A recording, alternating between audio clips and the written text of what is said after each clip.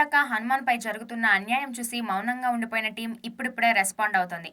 తాజాగా హనుమాన్ నిర్మాత నిరంజన్ రెడ్డి స్పందిస్తూ తమ సినిమాని కావాలనే తొక్కేస్తున్నారని ఆవేదన వ్యక్తం చేశారు. హైదరాబాద్లో 75 సింగిల్ స్క్రీన్స్ ఉంటే కనీసం 10 కూడా హనుమాన్కి ఇవ్వలేదని ఆయన అన్నారు. మరో 2-3 రోజుల్లో ఈ పరిస్థితి సర్దుబాటు అవుతుందనే ఆశ తనకు ఉందని, ఒకవేళ అప్పటికీ థియేటర్స్ ఇవ్వకపోతే సినిమా రిలీజ్ అయ్యాక థియేటర్స్ వాటంతటా అవే పెరుగుతాయని నమ్మకం తనకు ఉందని చెప్పారు. అంతేకాకుండా హనుమాన్ కేవలం సంక్రాంతికి వచ్చి వెళ్ళిపోయే సినిమా మాత్రం కాదని, కనీసం 4-5 వారాలైనా బాక్సాఫీస్ దగ్గర ఆడుతుందని, అందుకే సంక్రాంతికి తమ సినిమాకి పెద్దగా కలెక్షన్స్ రాకపోయినా ఇబ్బంది లేదని చెప్పుకొచ్చారు. మరోవైపు నైజాం మొత్తం ఇప్పుడు దిల్ రాజు చేతుల్లోనే ఉంది.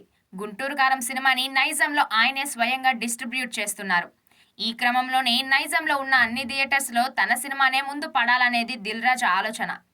ఈ కారణంతోనే హనుమాన్కి థియేటర్స్ ఎక్కువగా దొరకడం లేదని ఫిల్మ్ సర్కిల్స్లో టాక్ వినిపిస్తోంది.